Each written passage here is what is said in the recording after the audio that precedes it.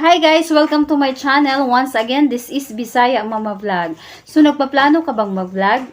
Hindi mo pa ba alam ang mga basic needs sa pagbablog? Kung ganun guys, ay nasa tamang channel ka upang malaman mo ang mga basic needs sa pagbablog. So, keep on watching lang guys upang malaman mo at matutunan mo kung ano yung mga bagay na dapat meron ka sa pagbablog. So, let's go!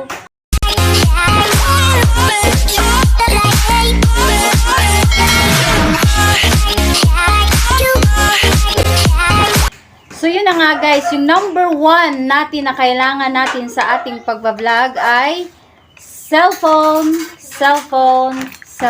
Yan ang pinakauna natin kailangan kung tayo ay nagbabalak mag-vlog. Bakit nga ba kailangan natin ng cellphone guys? Syempre dahil yan ang gagamitin natin kapag tayo ay kukuha ng mga videos na ating i-upload sa ating YouTube channel. Yan. So, kung wala ka namang cellphone, pero meron ka namang tablet, pwede din yon. Kung wala kang tablet at meron ka namang laptop, mas lalong okay yun. At kung wala kang laptop at meron ka namang computer, pwede rin yon. So, kung yung apat na binanggit ko ay wala kang cellphone, wala kang tablet, wala kang computer, wala kang laptop, pues parang awa mo na, huwag ka na munang gumawa ng vlog kasi hindi ka talaga makapag-start kapag wala yung apat na factor na iyon. So, number 2 ay kailangan natin ng YouTube account. So, YouTube account guys, kailangan talaga natin yun kapag tayo ay nagbabalak mag-vlog. Kasi, yung YouTube account guys, is doon natin i-download o doon natin i-upload yung mga nagawa nating video. So, 'di ba? So, kaya napaka-importante talaga na gumawa tayo ng YouTube account. So, sa mga baguhan diyan na hindi pa alam kung paano gumawa ng YouTube account, just comment down below at para magawan ko kayo ng video tutorial kung paano gumawa ng YouTube account. Yes. So, number 3 ay kailangan natin ng internet connection. Syempre, kailangan talaga natin ng Wi-Fi, guys. Kasi kapag nagawa mo ng mag-video, tapos mo nang i-edit at ready na siyang i-download. So, saan mo siya i-download ngayon? Kung wala kang, o paano mo siya i-download ngayon kung wala kang internet connection? Kaya kailangan talaga natin ng internet connection, guys, o Wi-Fi. Yan ang kahalagahan ng internet connection kung tayo ay nagbabalak mag-vlog. So, number 4 ay kailangan natin ng mesh. So, ano ba itong niche? Yung my tools, my knees, my shoulder, my head?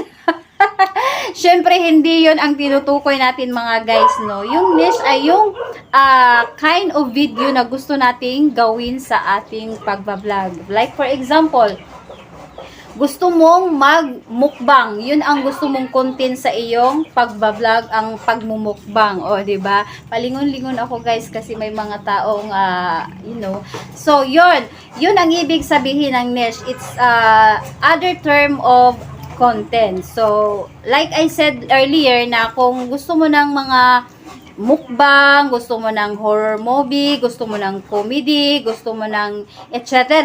So, pick ka lang ng isa doon at yun ay pagtuunan mo ng pansin nang sa ganun ay consistent yung video na mai-upload mo guys. Kasi most of the time, yung mga viewers, gusto nila yung consistent video na i-upload natin. But, para sa akin, hindi ko pa ma-share sa inyo yung niche ko sapagkat hanggang ngayon ay hindi ko pa alam kung ano talaga ang gusto kong niche para sa aking YouTube. As you can see, kung ikaw ay nakapag-subscribe na sa aking YouTube account, makikita mo doon yung mga upload video ko is for mga random video pa. Wala pa siyang consistent video na nai-upload ko dahil hanggang ngayon ay nag-iisip pa ako ng magandang niche para sa aking YouTube. Yan. So, number 5 o last but not the least ay yung tinatawag natin, ito ay pinaka-importante talaga sa lahat ng importante guys. Dahil kung wala ito, hindi mangyayari ang mga pinapangarap o mga minimipi nating pagbablog na itits. Yes, tama ka. You heard it right. So, ano nga ba itong number 5 na pinakamahalaga o pinaka-importante sa lahat? O, diba? Sa 5 basic needs, ito yung pinaka-importante na taglayin natin mga vlogger. Yan. So, ano nga ba ito, guys?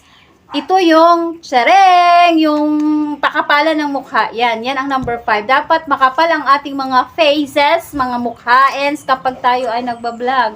Bakit nga ba kailangan nating pakapalan yung mga mukha natin, guys? Syempre tayo ay nagbablog o haharap tayo sa camera. Magsasalita tayo sa harap ng camera. So, kung tayo ay nahihiya at hindi makapal ang ating mukha, so paano tayo harap sa mga camera, o diba? O, basic, o, diba? Yun, so kailangan natin ng makapal ang ating mukha. Yan, kailangan at importante talaga yan sa mga vloggers, guys, na hindi tayo nahihiya. Kahit may nanonood sa atin, kahit may nakikinig sa atin, huwag tayong mahiyang magsalita at huwag tayong mahiyang umati dyan sa harap ng camera dahil yan ang ating gustong mangyari, di ba? Magba-vlog. So, ba't ka pa mahihiya? O, huwag kang mahiya, guys. So, kung paglabas mo ng bahay mo, may nagsasabi sa'yo na kapitbahay mo na, hala, yan si nag-vlog, di ba? Oh, huwag mo pansinin yan, mga maritis yan di ba? So, ibig sabihin na sikat ka kasi may nakapansin sa'yo na vlog ka pala. So, nanonood sila sa YouTube at nakikita yung mga faces natin dun sa vlog. So, ayaan mo sila, guys, no? Anyway, yung mga maritis na yan, guys, ay dapat nating i-appreciate yan kasi nakakatulong yan. Baka naman, o beke naman mga maritis, subscribe nyo na naman ang aming mga YouTube channel nang sa ganun ay madagdagan yung mga subscribers namin, o, diba? Para ma-monetize na kami.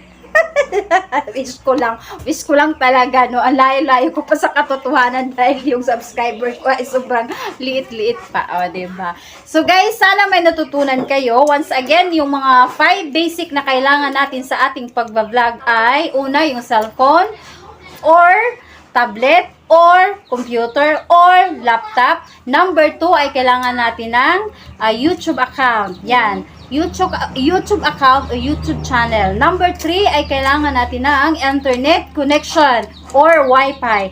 Number 4 ay kailangan natin ng mesh. At number 5 ay kailangan nating makapal ang ating mga faces. Huwag lang nating pahabain yung ating mga nguso, guys. Kaya baka kamukha na natin si Babalo. No, it's joke. Bitaw. Bitaw. Bisaya lang yun, guys, ha. Nagbibisaya na ako, guys. Actually, Bisaya naman talaga ako. Pero pinipilit ko lang talaga yung sarili ko mag-Tagalog para maraming makarelate sa aking mga pinagtatalak dito sa harap ng aking camera. O yun, guys. Sana may natutunan kayo. Sa mga bago pa lang sa aking channel, please subscribe, please like and subscribe my channel, Bisaya Mama Vlog. O sana may natutunan kayo sa aking isinishare ngayon na 5 basic needs kung paano mag-umpisa sa pagbablog. So keep on watching lang till the next video ko, guys. Baka may mga maituro pa ako sa inyong mga makabuluhan. Makabuluhan talaga. Makabuluhang mga bagay na makatulong sa mga baguhang nag-YouTube. So, that's it for today's video, guys. See ya!